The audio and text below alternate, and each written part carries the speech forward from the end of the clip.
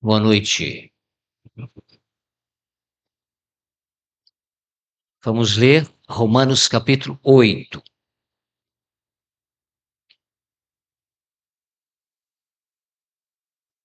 Romanos capítulo 8, primeiro versículo. Agora, pois, Romanos 8, 1. Agora, pois, já nenhuma condenação há para os que estão em Cristo Jesus, porque a lei do Espírito da vida, em Cristo Jesus, te livrou, te libertou da lei do pecado e da morte. Porquanto o que fora impossível à lei,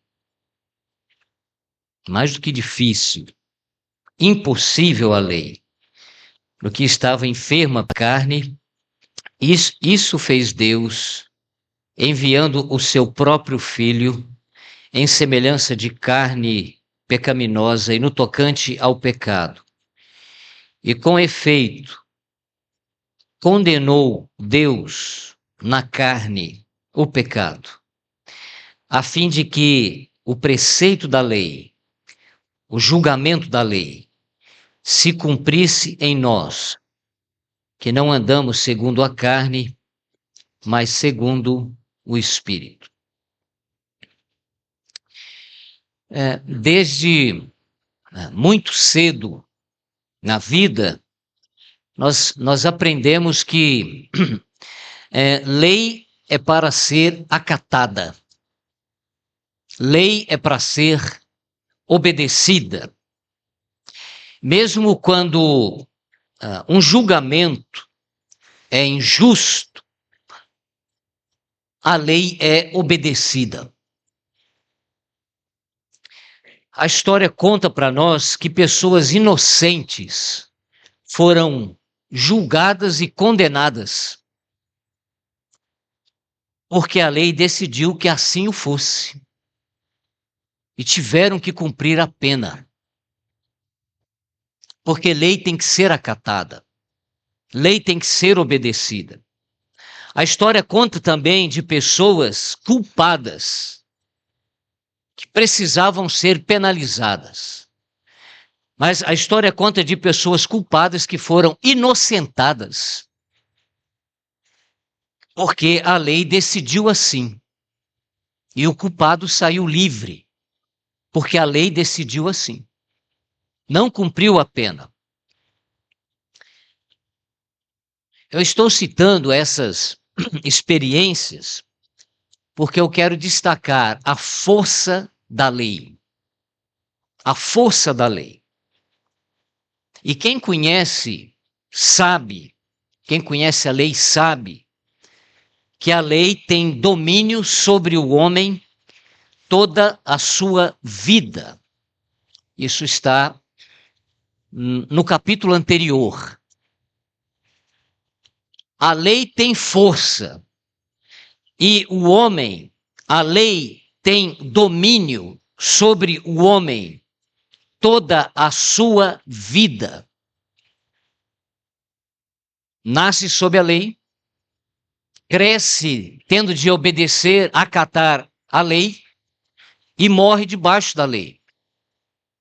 Porque não existe ninguém acima da lei.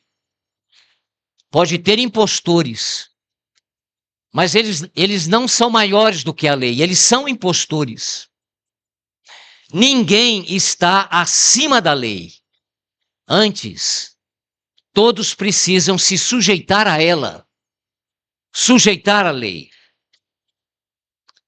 Estou pensando no mundo natural. Mas o mundo espiritual, o mundo invisível, o mundo espiritual, é também governado por leis. É um mundo organizado. É um mundo moral. Isto é, tem leis que precisam ser acatadas, precisam ser obedecidas. Então, o mundo espiritual também é governado por leis. E elas não são inferiores às leis naturais que você conhece aqui. Elas não são inferiores. elas são espirituais, elas são eternas. Elas também precisam ser obedecidas, elas precisam ser acatadas. E os homens precisam também, em relação às leis do mundo espiritual, os homens precisam também se sujeitar, admitir a superioridade dessas leis. Nenhum de nós está acima da lei dos homens, nenhum de nós está acima, semelhantemente, das leis espirituais, as leis que governam o mundo espiritual, leis que Deus estabeleceu. Deus estabeleceu leis naturais que governam esse planeta, e Deus estabeleceu leis espirituais que governam o mundo invisível, o mundo espiritual, porque é também um mundo moral. E ninguém está acima dessas leis espirituais.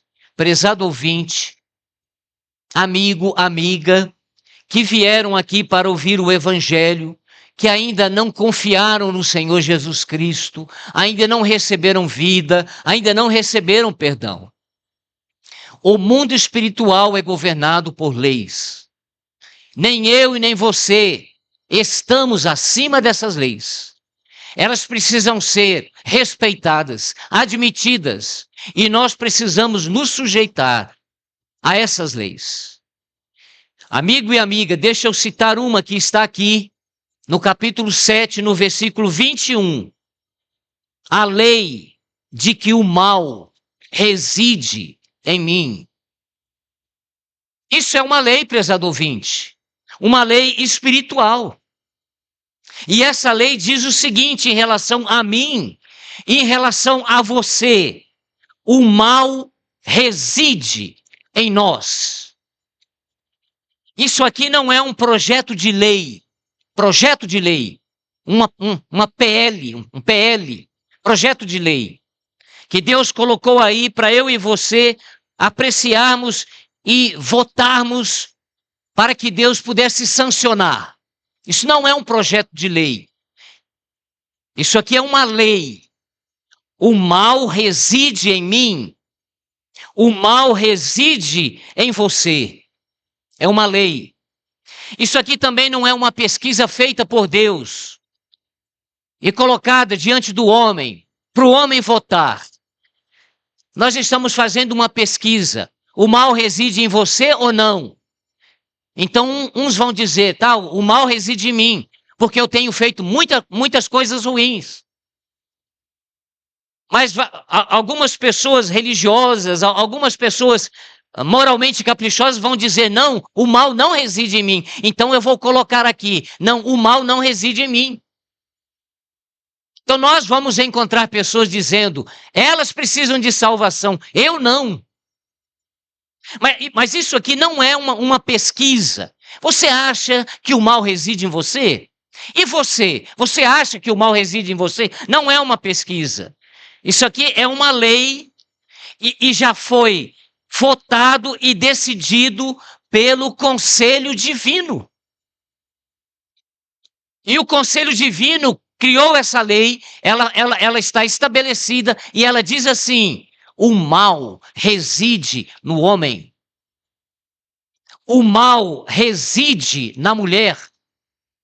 O mal reside no bebê. O mal reside no adolescente, no jovem, no adulto, no idoso. É uma lei.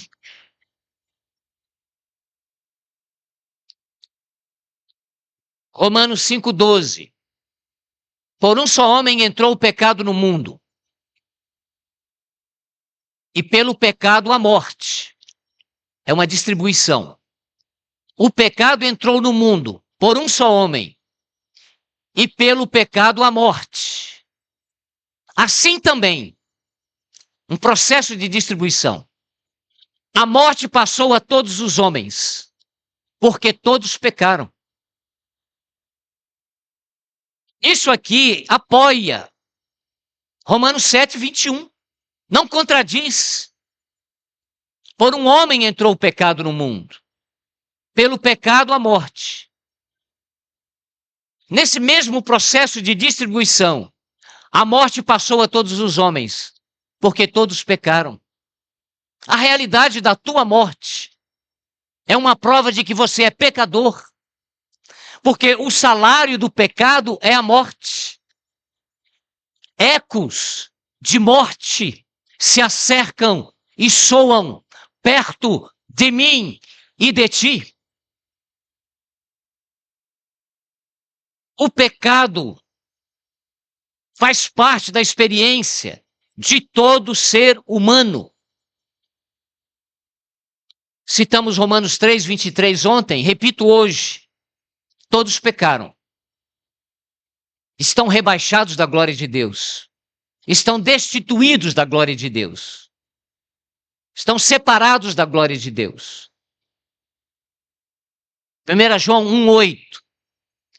Quem disser que não tem pecado, quem disser que não tem pecado, não tem na sua natureza o pecado, a si mesmo se engana. É um auto-engano. É um auto-engano. Não, eu não tenho pecado. O mal não reside em mim. É a fala de alguém que se põe acima da lei. E não é a lei dos homens, é a lei de Deus. A lei de Deus diz: o mal reside em você. E o homem diz: não, o mal não reside em mim. Eu tenho procurado fazer somente coisas boas. É alguém que se acha acima da lei, se põe acima da lei. Mas lei é para ser acatada. Lei é para ser obedecida. Eu e você aprendemos isso desde criança, para não nos darmos mal, para não nos metermos em encrencas terríveis. O papai e a mamãe nos avisaram desde cedo: vocês precisam aprender a obedecer, porque vocês vão enfrentar um mundo lá fora, fora do relacionamento doméstico, um mundo governado por leis. E se vocês não obedecerem essas leis, vocês serão presos, se tornarão culpados, serão julgados, serão sentenciados e perderão a liberdade. E o Deus do céu diz: o mal habita em você. E o pecador diz: não, eu não sou tão mal assim. Se colocando acima da lei. Isso não pode terminar bem. Ninguém que se coloca acima da lei termina bem. Então João diz: se alguém disser que não tem pecado, não carrega o pecado na sua natureza, está enganando a si mesmo. O versículo 10 do capítulo 1 de 1 João também diz assim: se alguém disser que não comete pecado, não tem pecado, o que nós somos, não comete pecados, o que nós fazemos. Então nós carregamos o pecado em nossa natureza. E pelo fato do pecado estar em nós, nós cometemos pecados e ofendemos a Deus com a nossa desobediência, com a nossa transgressão, as suas leis, todos os dias, o dia todo. É a advertência do Evangelho. É a acusação do Evangelho. Existe uma lei, e essa lei diz: o pecado habita em você. E a justiça divina tem provas contra você. A promotoria divina tem provas contra você. Se você for para a eternidade, hoje, pela morte, essas provas estão reunidas, estão lá anotadas, serão reunidas, e você receberá a medida da tua sentença a partir dessas obras, a partir daquilo que você praticou.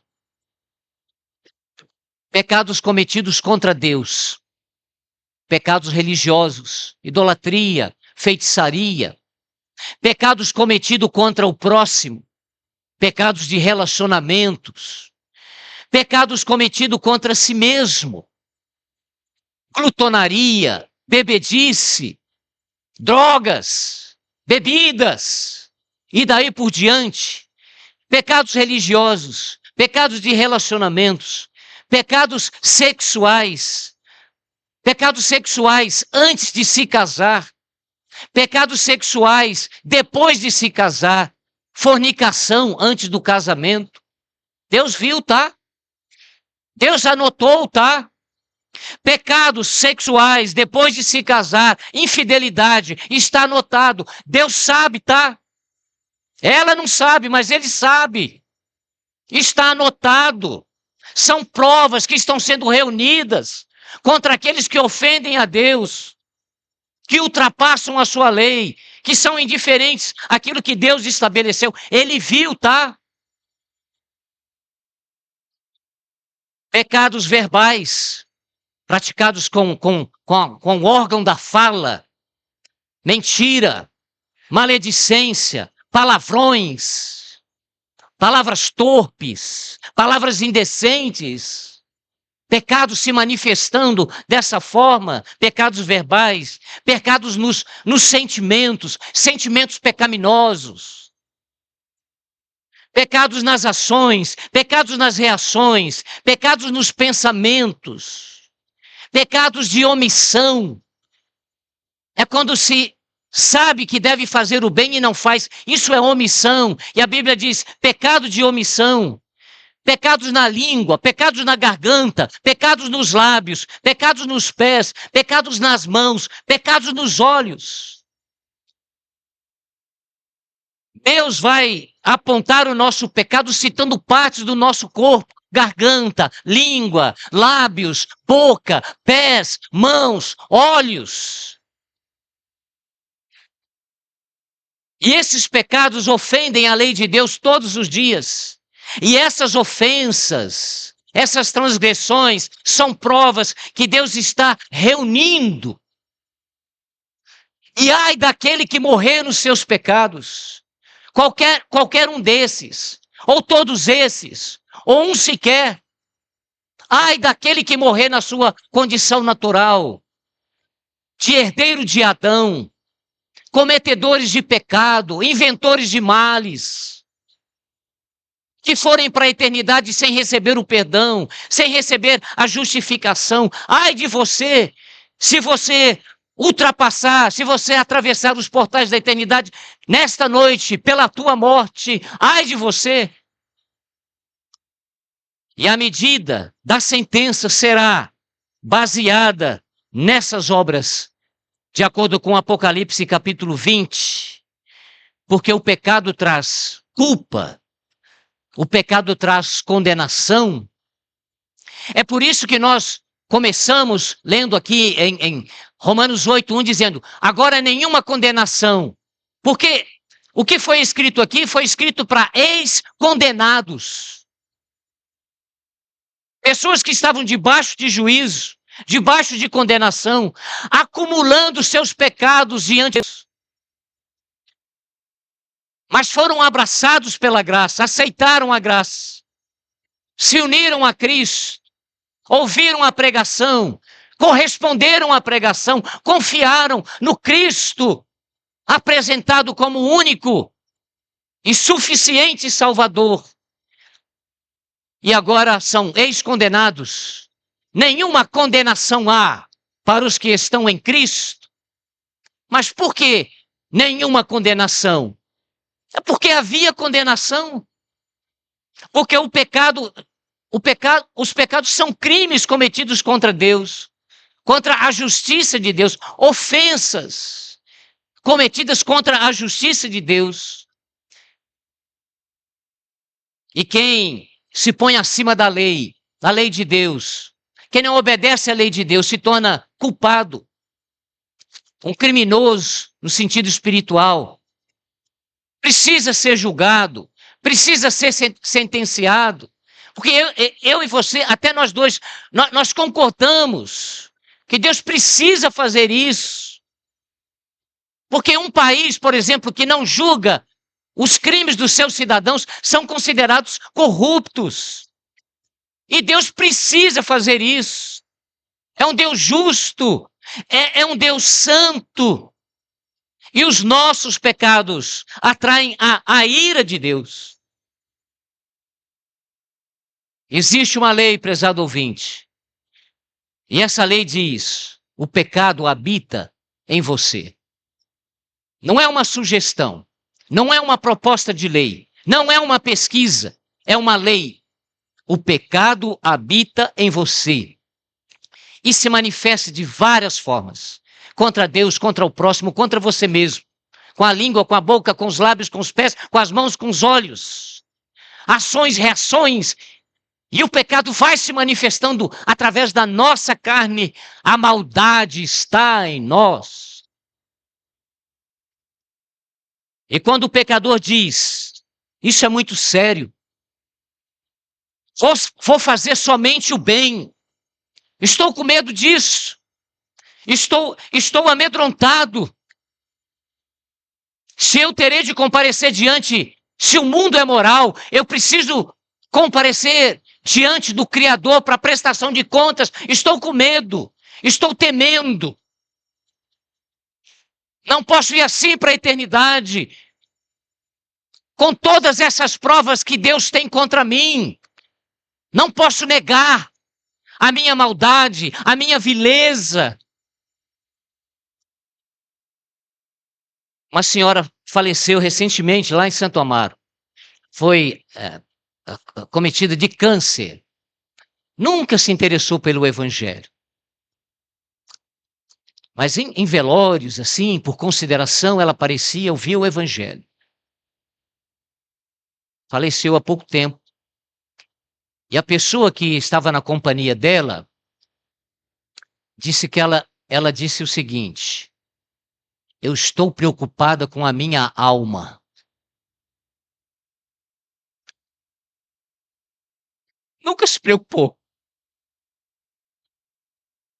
Agora, na iminência de encontrar o Deus Todo-Poderoso, ela está preocupada com a sua alma. Não sabemos o que ela fez. Não sabemos se ela acatou o Evangelho. Mas já está na eternidade. Mas se alguém, um pecador, diz, eu vou fazer só o bem, que eu estou preocupado com a minha alma, agora eu quero agradar a Deus. Aí você se esbarra nessa lei que se agiganta justamente nessa hora.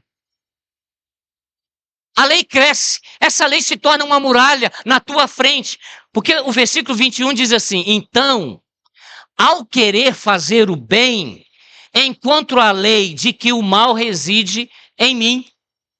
Justamente nessa hora, você ouve o Evangelho, os apontamentos graves que o Evangelho faz. Você percebe a gravidade dos teus pecados, o tamanho da encrenca que você terá de enfrentar se você morrer nos pecados sem perdão. Mas quando você diz, isso é muito sério, agora eu quero agradar a Deus, aí você se esbarra nessa muralha que diz assim, você não vai conseguir. Justamente nessa hora, quando o pecador ouve o Evangelho e diz assim, eu preciso procurar uma igreja, eu preciso ser batizado, eu preciso dar o dízimo, eu preciso ajudar na construção dos crentes. Justamente nessa hora, essa lei se agigante e diz assim, você não vai conseguir. O mal habita em você. Como é que você, que hospeda o mal, pode fazer alguma coisa que possa agradar a Deus? Onde você toca, fica preto. Onde você põe a mão está manchado, mal cheiroso. A lei diz, o mal habita em você, você não consegue. Então, ao querer fazer o bem, encontro a lei de que o mal reside em mim. E ninguém que ignorou essa lei, você é pecador, o mal está em você. Você não conseguirá a excelência. ao ponto de agradar a Deus e Deus ficar satisfeito, dizendo: entra no meu céu. Você conseguiu. Ninguém conseguiu. Ninguém vai conseguir. Ninguém conseguirá. E quem ignorou essa lei perdeu tempo, esforço e continuou cansado e oprimido. Porque é assim que terminam os seguidores da religião do merecimento. Eu tenho que fazer para agradar a Deus. Vinde a mim, todos vós que estáis cansados e sobrecarregados. É canseira da alma. É canseira da alma, é canseira espiritual. E ele estava falando para pessoas que procuravam seguir essa religião baseada no esforço humano, no homem, nas obras, na justiça própria. E todos que ignoraram que não é possível fazer o bem, aquele que tem o mal habitando em si, todos eles terminaram assim, cansados e oprimidos, precisando de alívio, precisando de descanso.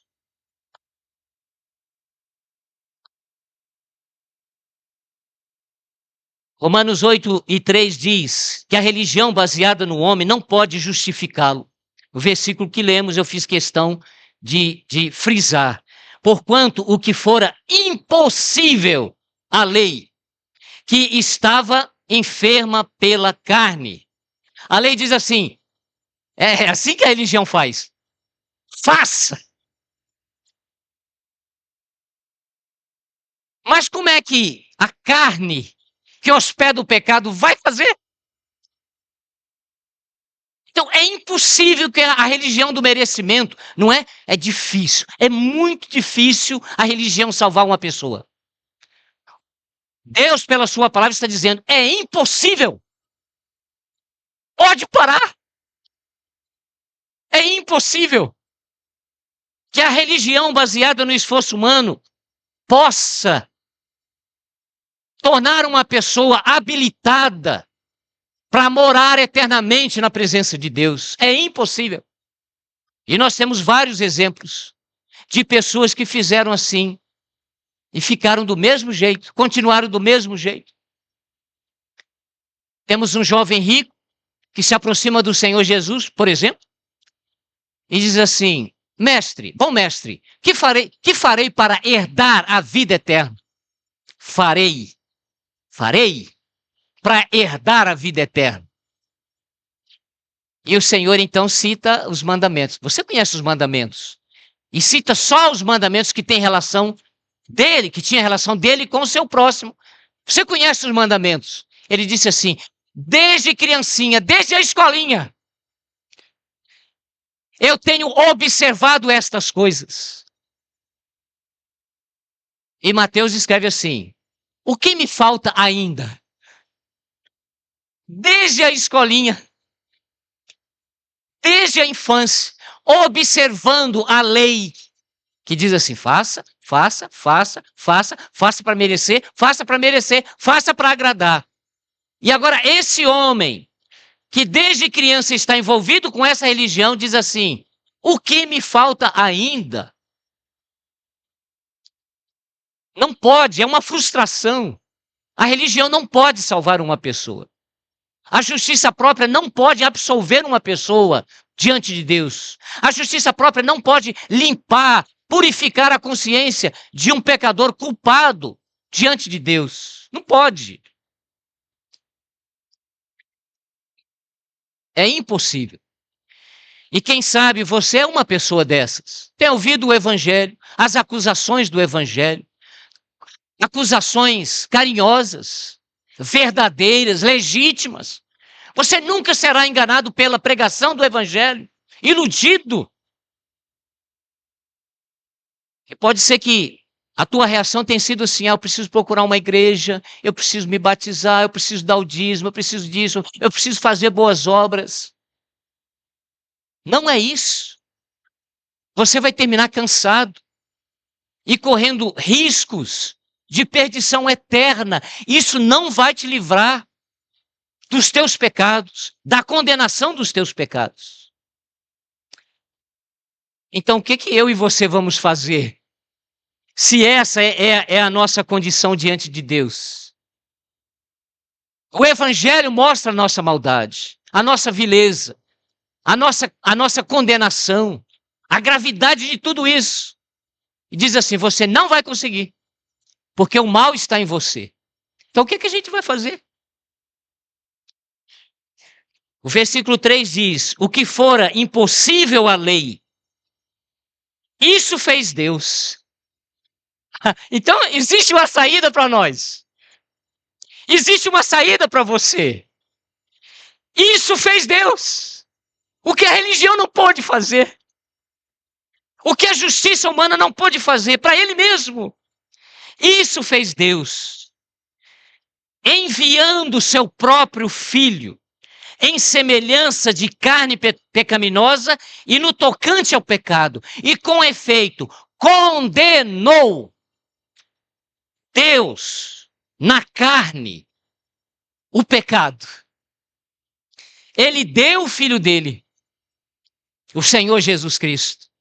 O Cristo eterno, que se tornou o Jesus histórico. O Deus encarnado, o Emanuel. Mas ele não tinha pecado. Ele não tinha culpa. Ele agradava a Deus. Era uma pessoa excelente. Tinha todos os direitos diante de Deus. Mas nós lemos aqui que Deus entregou o seu filho em semelhança de carne pecaminosa e no tocante ao pecado. E condenou na carne dele o pecado. Então, prezado ouvinte, quando Deus vai falar dos meus pecados e dos teus pecados, a palavra de Deus vai dizer assim: está na língua, está na garganta, está nos lábios, está nos olhos, nas ações, nas reações, nos pés, nos sentimentos, na omissão.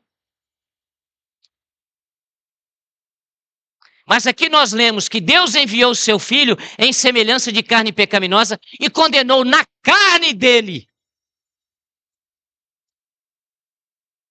Então, os pecados que são praticados pela nossa carne, pelo nosso corpo, foi condenado na carne daquele que não tinha pecado. Um inocente morreu, um justo morreu, um santo morreu. Recebeu na sua própria carne a sentença dos culpados, dos injustos, dos pecadores. O próprio Pai fez isso. Condenou na carne do Filho inocente o pecado dos ofensores, dos pecadores. O Cristo crucificado mais uma vez. E por causa disso, o versículo 4 diz: a fim de que o preceito da lei, o julgamento da lei, se cumprisse em nós. Como é que Deus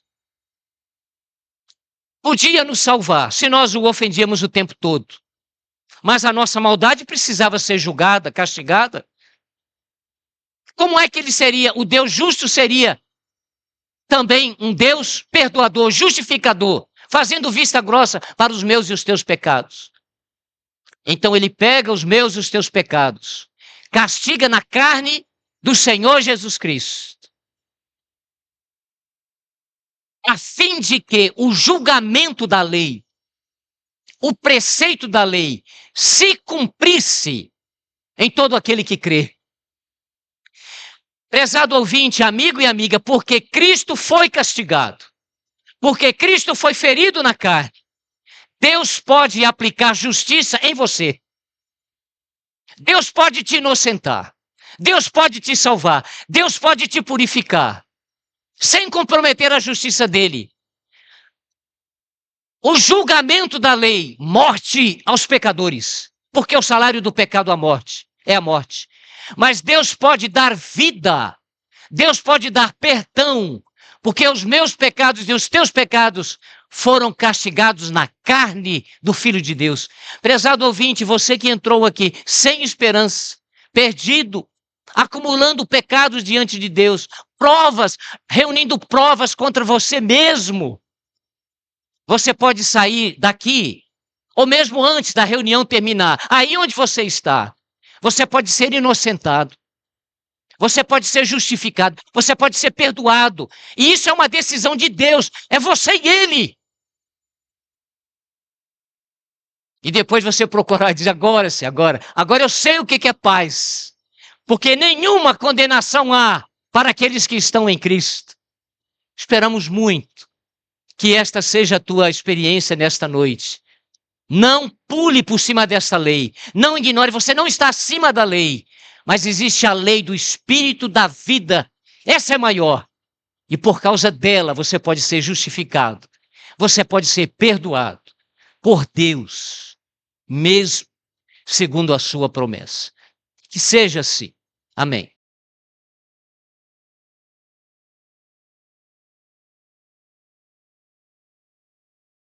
Boa noite a todos. O irmão citou e nós vamos ler e procurar tirar mais conhecimento aqui acerca do Evangelho de Cristo em Marcos, capítulo 10, versículo 17. Marcos, capítulo 10, versículo 17 até o versículo 23. Marcos 10, versículo 17 a 23. E pondo-se a caminho, correu para ele um homem, o qual se ajoelhou diante dele e lhe perguntou: Bom mestre, que farei para herdar a vida eterna? E Jesus lhe disse: Por que me chamas bom? Ninguém há bom senão um que é Deus.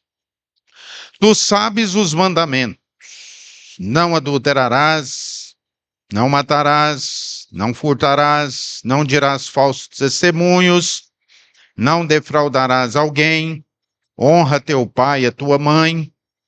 Ele, porém, respondendo, lhe disse: Mestre, tudo isso guardei desde a minha mocidade.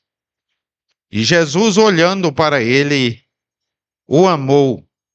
Ele disse: Falta-te uma coisa. Vai e vende tudo quanto tens e dá-o aos pobres. Terás um tesouro no céu. E vem e segue-me. Mas ele, contrariado com essa palavra, retirou-se triste, porque possuía muitas propriedades. Então Jesus, olhando ao redor, disse aos seus discípulos: Quão dificilmente entrarão no reino de Deus os que têm riquezas. Que o Senhor nos ajude a compreender sua palavra. Amém. Este homem, que nós já ouvimos, ele procurou o Senhor Jesus Cristo. E ele fez uma pergunta para o Senhor Jesus Cristo: Bom mestre, que hei de fazer para herdar a vida eterna? Aquele homem queria fazer algo para se salvar. O Senhor Jesus Cristo, como nós já ouvimos, ele perguntou para ele então: Olha, os mandamentos, você sabe? Não, eu já tenho feito isso desde a minha mocidade. O Senhor Jesus Cristo falou com ele: Olha, se você está chegando para mim nesta noite ou neste dia, não sabemos o horário que aquele homem procurou o Senhor Jesus Cristo. Se você está me procurando para dizer que você é bom, ninguém há bom, senão um só, que é Deus. Então a salvação não é por você ser bom. Quando ele diz que cumpriu todos os mandamentos que o Senhor falou com ele, também não é por cumprir os mandamentos. Mas o Senhor Jesus Cristo, olhando para aquele homem, aquele jovem, ele o amou. Porque o Senhor Jesus Cristo viu naquele homem um desejo de herdar a vida eterna. Se nós perguntarmos para todos aqui nessa noite, todos querem herdar a vida eterna. Ou às vezes nem todos, porque nós já ouvimos alguém falando que não quer a vida eterna. Não quer ir para o céu. Mas a maioria de todos vão falar: eu quero ir para o céu. Eu quero ser salvo. Eu quero herdar a vida eterna. Então o Senhor Jesus Cristo falou para aquele jovem, para aquele homem: olha, falta uma coisa para você. Só uma coisa. Você vai e vende tudo quanto você tem. E você dá aos pobres o dinheiro. E você vai ter um tesouro no céu. Aí você vem e me segue.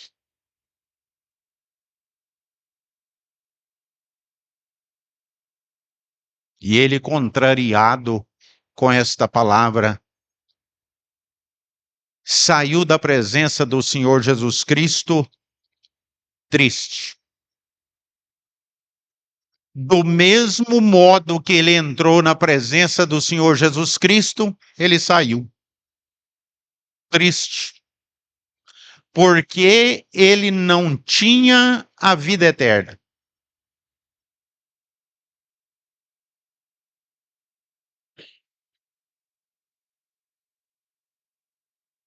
Mas ele também não queria seguir o Senhor Jesus Cristo. E ele não queria vender as suas propriedades. Mas o Senhor Jesus Cristo não queria que aquele homem vendesse as suas propriedades. O Senhor Jesus Cristo estava mostrando para aquele homem que ele não era bom. Porque ele não quis vender as suas propriedades e dar o dinheiro aos pobres. E aquele homem também não cumpria os mandamentos, porque ele não quis seguir o Senhor Jesus Cristo.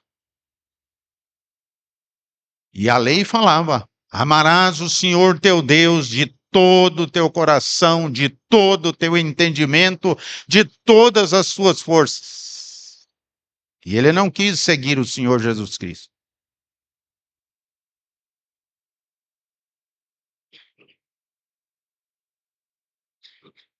O Senhor Jesus Cristo falou então para os discípulos que quão difícil é entrar no reino de Deus os que têm riquezas. Sabe por quê?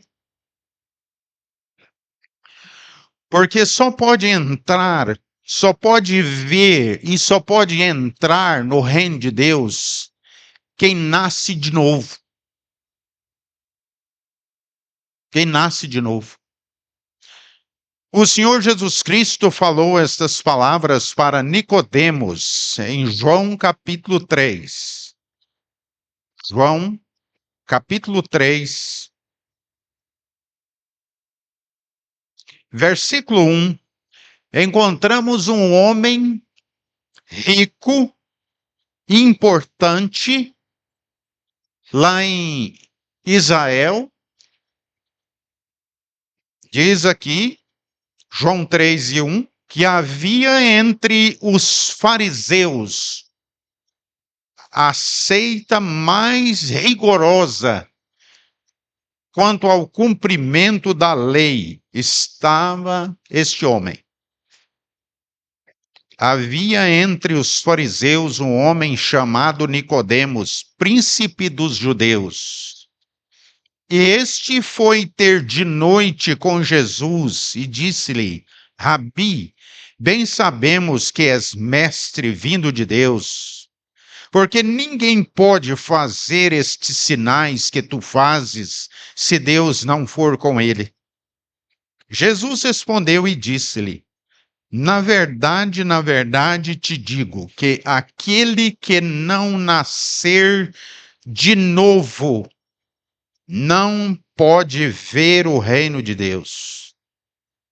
Disse-lhe Nicodemos: como pode um homem nascer sendo velho? Porventura pode tornar a entrar no ventre de sua mãe e nascer? Jesus respondeu: na verdade te digo que aquele que não nascer da água, a palavra de Deus, e do Espírito, o Espírito Santo de Deus, não pode entrar no reino de Deus. O que é nascido da carne é carne, e o que é nascido do Espírito é espírito. Não te maravilhes de te ter dito, necessário vos é nascer de novo. Ah, Nicodemos, o que é carne, é carne. O que é espírito, é espírito. A carne não vai herdar o reino de Deus. O que nós temos, o que nós possuímos, as riquezas, as faculdades, os certificados, os cursos, qualquer coisa que o ser humano tenha aqui neste mundo, não pode fazê-lo entrar no reino de Deus e nem ver o reino de Deus. Mas o nascer de novo, compreender a palavra de Deus, o que nós já ouvimos, nós somos pecadores, nascemos em pecado nos concebeu a nossa mãe. E esta natureza pecaminosa que nós temos não pode ver o reino de Deus e nem tampouco entrar no reino de Deus. Para ver o reino de Deus e entrar no reino de Deus, é necessário nascer de novo.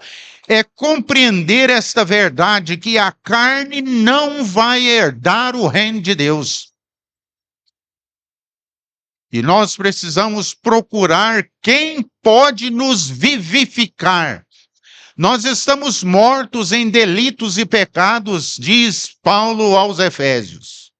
Mortos em delitos e pecados. Somente o Senhor Jesus Cristo, não tendo pecado, ele foi lá na cruz e ele tomou sobre si o nosso pecado e ele tratou com Deus este grande problema do homem, a sua carne, a sua natureza pecaminosa, os seus pensamentos impuros, contaminados com esta carne, com essa natureza pecaminosa do pecado, da desobediência contra Deus. Senhor Jesus Cristo foi lá na cruz e tomou sobre si o nosso pecado. E lá na cruz ele derramou, o seu precioso sangue foi derramado para a purificação, para o pagamento do resgate da nossa alma. Por isso, este homem aqui, ele não podia ver o reino de Deus e nem herdar o reino de Deus, porque ele queria que a sua bondade, porque ele era rico e ajudava alguém, dava suas esmolas, ele poderia entrar nos céus porque ele era bondoso. O Senhor Jesus Cristo falou para ele que não há ninguém bom senão um só, que é Deus. Cristo é Deus, é o Filho de Deus, por isso ele foi lá na cruz e ele fez a obra da nossa redenção, pagou o preço devido do nosso resgate.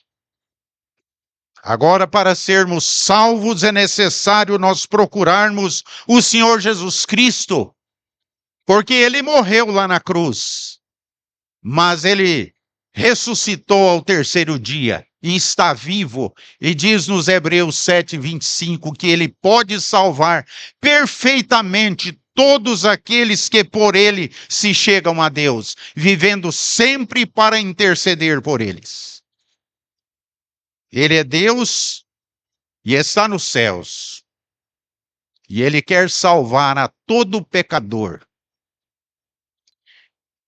Quando o Senhor Jesus Cristo andou aqui neste mundo, muitas vezes ele encontrou com as pessoas em grande necessidade. E aqui em Marcos capítulo 10, ele encontrou um cego de nascença. No capítulo 10 e versículo 46 de Marcos, diz que depois eles foram para Jericó, e saindo ele de Jericó com seus discípulos e uma grande multidão, Bartimeu, o cego, filho de Timeu, estava sentado junto ao caminho mendigando.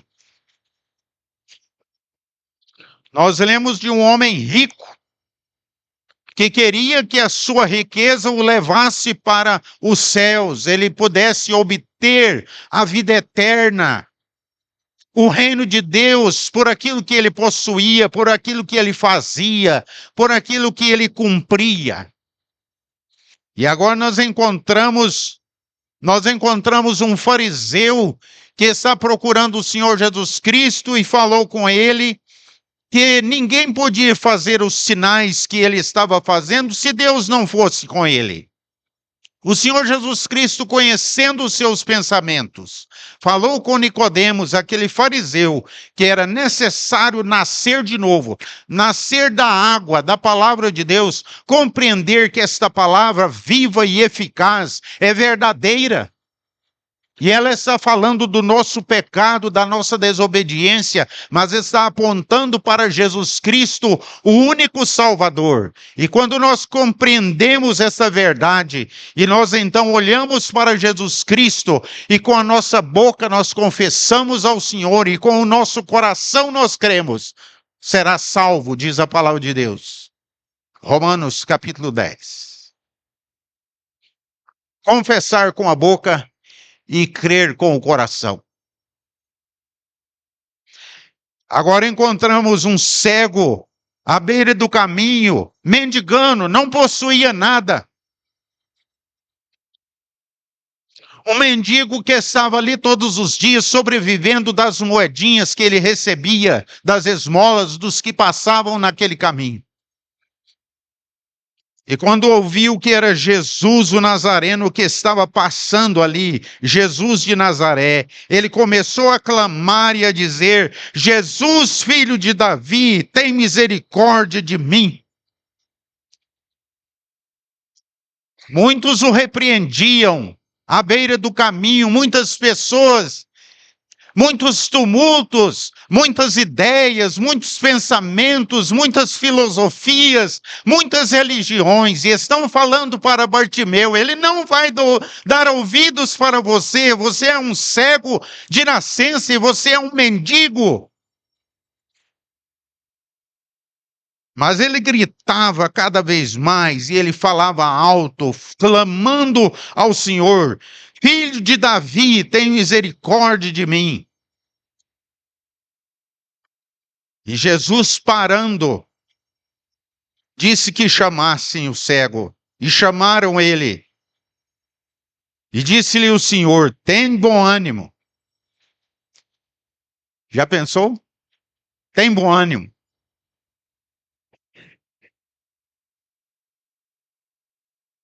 Levanta-te, que ele te chama. Eles falando. E ele lançando de si a sua capa. A identificação com o mendigo à beira da estrada. Ele jogou a sua capa fora. E ele foi ao encontro do Senhor Jesus Cristo, não possuindo nada, nem a sua capa ele quis. E o Senhor Jesus Cristo fez uma pergunta para ele: que queres que te faça? A prova que o Senhor Jesus Cristo quer ouvir da boca individualmente de cada um.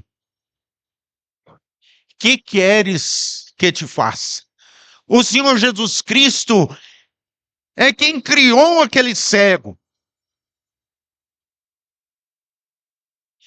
Ele é quem me criou, ele é quem criou você. Mas ele quer ouvir da boca, e ele falou com o cego: que queres que te faça? O cego disse: mestre, que eu tenha vista. Que eu tenha vista. Jesus lhe disse: vai, a tua fé te salvou. E logo viu, e seguiu a Jesus pelo caminho. Ah, meu amigo, o nascer da água e do Espírito. O cego foi ao encontro do Senhor Jesus Cristo, não tendo nada que ele pudesse segurar. Ele não tinha ideias, ele não tinha filosofias, ele não tinha mais a sua capa, ele não tinha nada. E ele foi ao encontro do Senhor Jesus Cristo. E o Senhor falou: o que você quer que eu te faça? E ele disse: Senhor, que eu veja. Ele compreendeu a palavra do Senhor, a água. E então o Senhor Jesus Cristo falou: vai, a tua fé te salvou. E logo viu, no mesmo instante, aquele cego viu, pôde ver o Senhor Jesus Cristo face a face. O que nós ainda não estamos vendo, mas estamos ansiosos para ver a face de nosso Salvador na sua volta. E aquele cego, ao contrário do homem rico, ele seguiu o Senhor Jesus Cristo pelo caminho.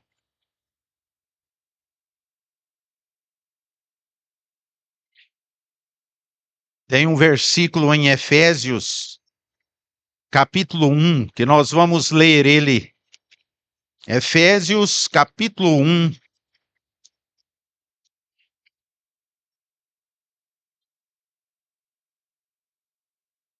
O versículo 13. Olha o que diz aqui: em quem também vós estáis, depois que ouvistes a palavra da verdade, o evangelho da vossa salvação, e tendo nele também crido, fostes selados com o Espírito Santo da promessa.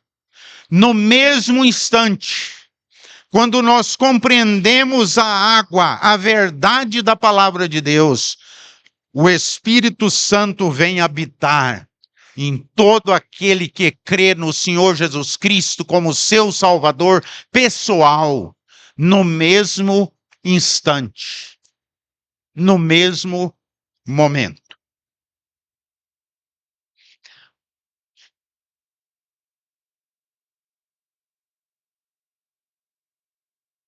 O Senhor Jesus Cristo,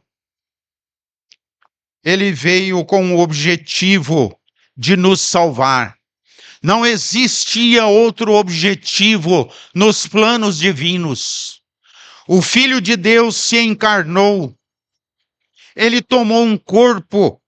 Ele viveu entre os homens, verdadeiramente homem, mas também verdadeiramente Deus, sem pecado. Nunca conheceu o pecado, não foi achado engano na sua boca. E o Senhor Jesus Cristo viveu aqui, e diz João que ele veio para o que era seus, no capítulo 1 de João, ele veio para o que era seus, e os seus não o receberam. Não o receberam.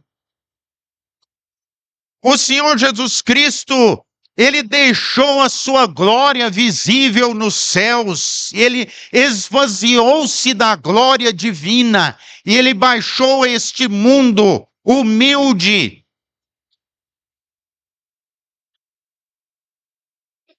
Quando ele foi fazer a sua entrada lá em Jerusalém como rei, ele entrou montado num jumentinho.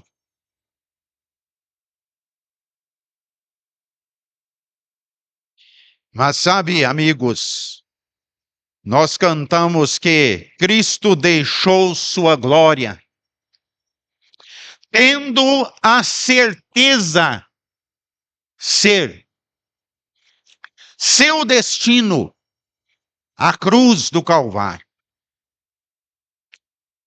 E lá, por mim, morrer. O seu destino,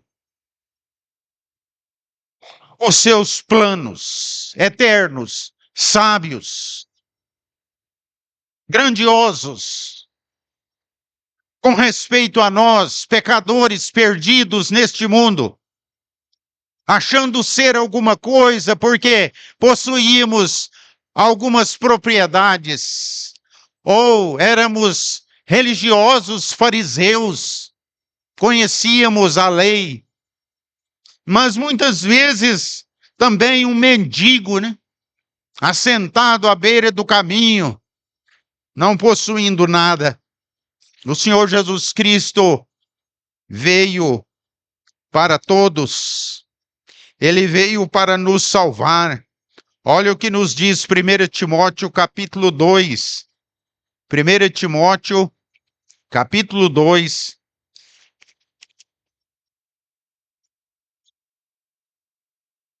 É importante ler a palavra de Deus aqui, neste assunto tão importante, porque nós lemos este versículo, 1 Timóteo capítulo 2, não, perdão, capítulo 1, 1 Timóteo capítulo 1, versículo 15. Esta é uma palavra fiel e digna de toda aceitação, que Cristo Jesus veio ao mundo para salvar os pecadores, dos quais eu sou o principal. Sabe, amigos, nós precisamos chegar na presença do Senhor Jesus Cristo com a mesma atitude de Paulo no dia em que ele ainda era chamado Saulo de Tarso. E chegar com a atitude do Senhor, na presença do Senhor Jesus Cristo, daquele que não possui nada, não tem nada, não pode nada, não somos nada. E chegamos perante o Senhor Jesus Cristo. Paulo chegou e falou: que queres, Senhor? O que o Senhor está querendo me falar? Senhor, quem és?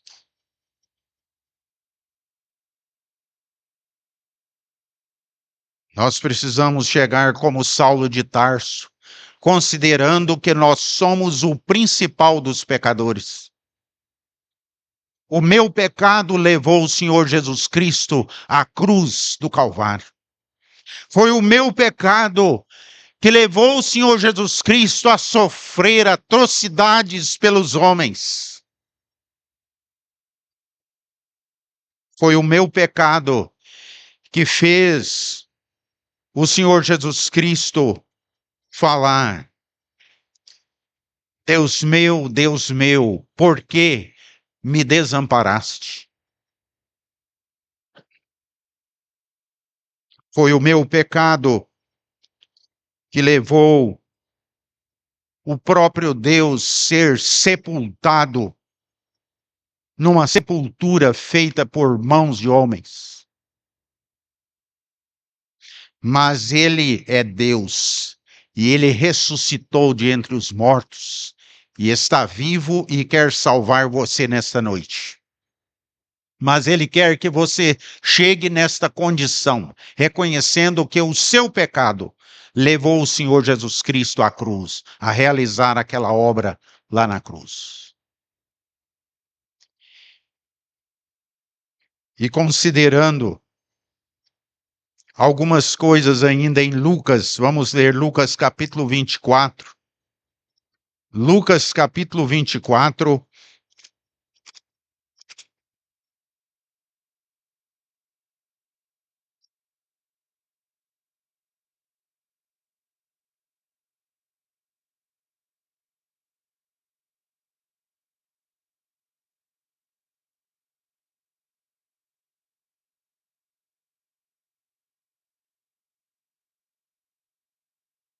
Lucas capítulo 23.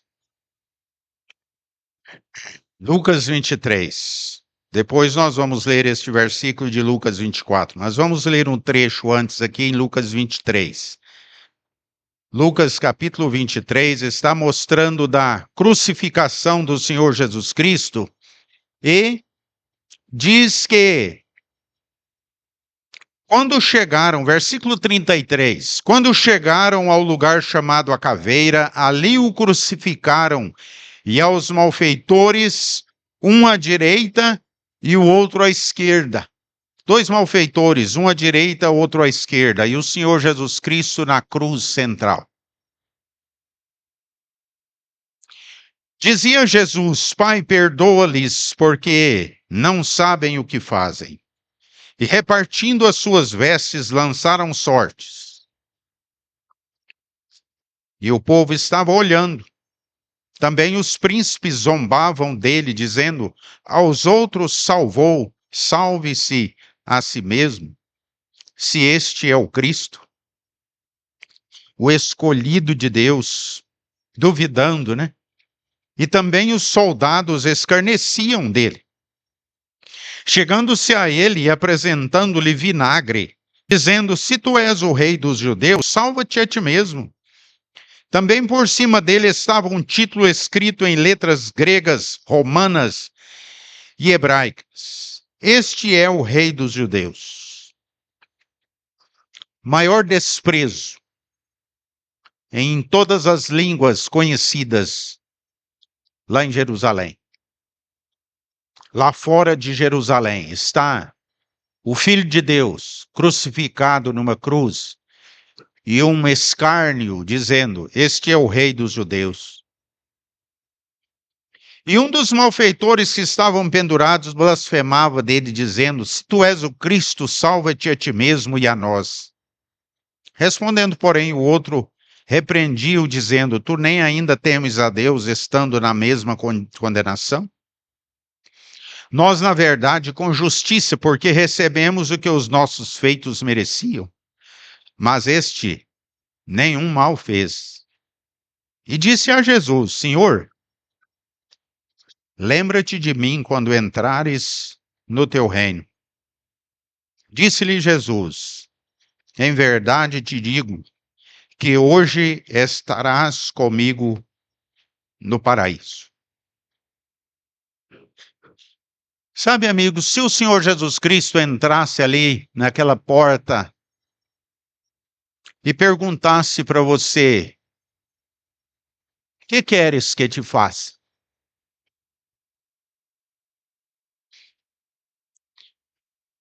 O que queres que te faça? Mas ele não está fisicamente ali, mas o seu Espírito Santo está falando com você. O Espírito Santo de Deus, diz João, que ele veio para convencer o mundo do pecado, da justiça e do juízo. E essa pergunta, que queres que te faça, está ecoando pelos séculos. E nessa noite chegou a você. Que queres que te faça? Você pode dizer como aquele salteador, aquele malfeitor crucificado: eu quero descer da cruz. Eu quero que você desça da cruz e salva nós também. Me desça da cruz. Eu quero descer da cruz. Mas sabe, o Senhor Jesus Cristo poderia dizer para aquele homem: olha, eu posso até descer você, eu posso até descer da cruz, mas se eu descer da cruz, você não pode ser salvo. E se eu descer você da cruz, você certamente depois será crucificado novamente. E não adianta, o mundo vai quebrar as suas pernas.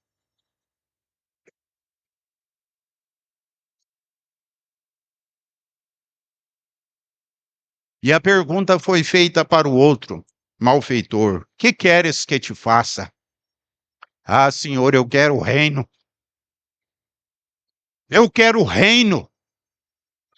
Quando o Senhor vier no seu reino, o Senhor lembra-te de mim. Sabe qual o reino, meu amigo? Vamos ler os versículos de Daniel. Daniel capítulo 7. Daniel 7, 13 e 14. Eu estava olhando nas minhas visões da noite, diz Daniel, e eis que vinha nas nuvens do céu, um como o filho do homem, o homem perfeito, o escolhido de Deus, o Salvador, agora está assentado naquele trono. Veio nas nuvens do céu, um como filho do homem, e dirigiu-se ao ancião de dias, e o fizeram chegar até ele, e foi-lhe dado o domínio e a honra e o reino, para que todos os povos, nações e línguas o servissem. O seu domínio é um domínio eterno, que não passará, e o seu reino, o único que não será destruído. Essa foi a visão daquele homem crucificado junto com o Senhor Jesus Cristo, ali naquele lugar, o lugar da caveira. Que queres que te faça? Senhor, eu quero o reino junto com o Senhor. E o Senhor Jesus falou para ele: em verdade te digo que hoje estarás comigo no paraíso. Você não quer ouvir essas palavras no seu coração hoje do Senhor Jesus Cristo? Ou você está querendo descer da cruz que você está? Às vezes a cruz está pesada. As dificuldades, os problemas que está enfrentando são tão difíceis que você está querendo descer da cruz. Mas sabe, meu amigo, se você descer da cruz, você vai ser crucificado de novo e as suas pernas vão ser quebradas pelo mundo. A única maneira de você escapar deste mundo e das suas atrocidades é crer no Senhor Jesus Cristo como seu Salvador pessoal. É querer o reino.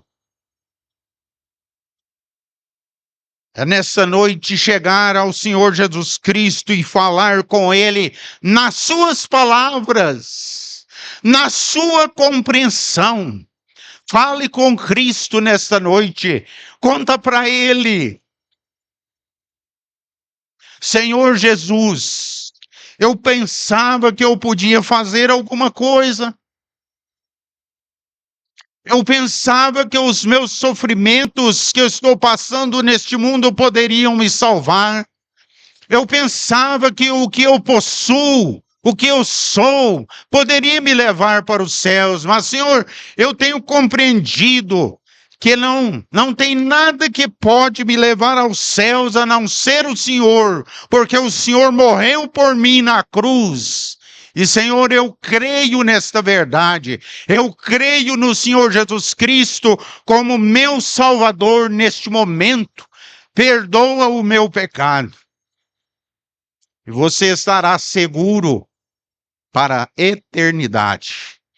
E habitará os céus, neste lugar que o Senhor falou, no paraíso divino, nas mansões celestiais, onde o Senhor Jesus, lá na cruz, quando realizou a obra da nossa redenção, Ele preparou lugares para nós ali, aposentos para nós. E o Senhor Jesus falou: na casa de meu Pai, meu amigo, pode ficar tranquilo, na casa de meu Pai, você sendo meu amigo, você crendo em mim, na casa de meu Pai há muitas moradas e eu vou levar você para lá.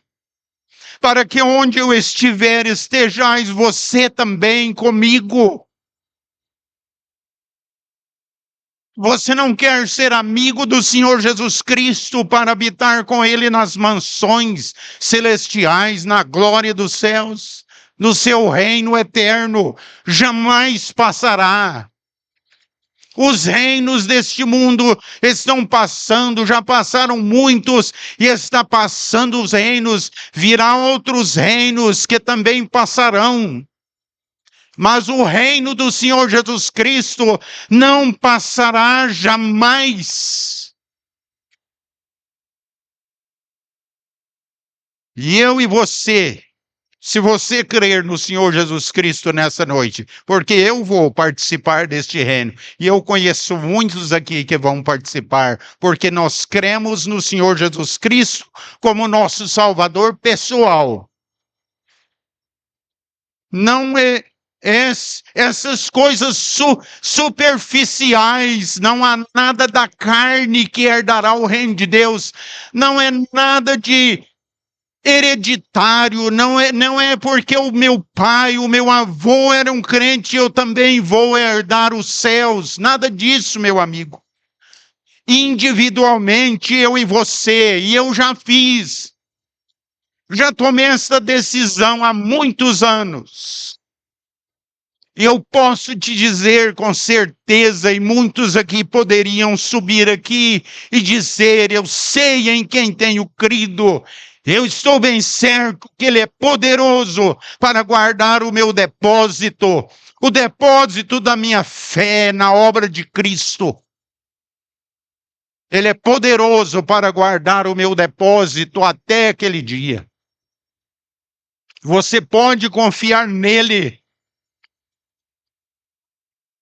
Porque eu sou testemunha e muitos aqui são testemunhas de que o Senhor Jesus Cristo é real, a salvação eterna é real, o Espírito Santo de Deus habita em nós porque cremos em Cristo. Não é nada superficial, não é nada que nós sentimos, nada disso, é real. E é eterno. E sabe, o Senhor Jesus Cristo, agora nós vamos ler os versículos aqui de Lucas 24 para nós já terminarmos. O Senhor Jesus Cristo, ele, no capítulo 24 de Lucas, ele encontra os discípulos, né? E então eles estão perplexos depois da sua ressurreição. E então o Senhor Jesus Cristo fala assim no versículo 39 de Lucas 24, vede as minhas mãos e os meus pés, que sou eu mesmo. Ele é real.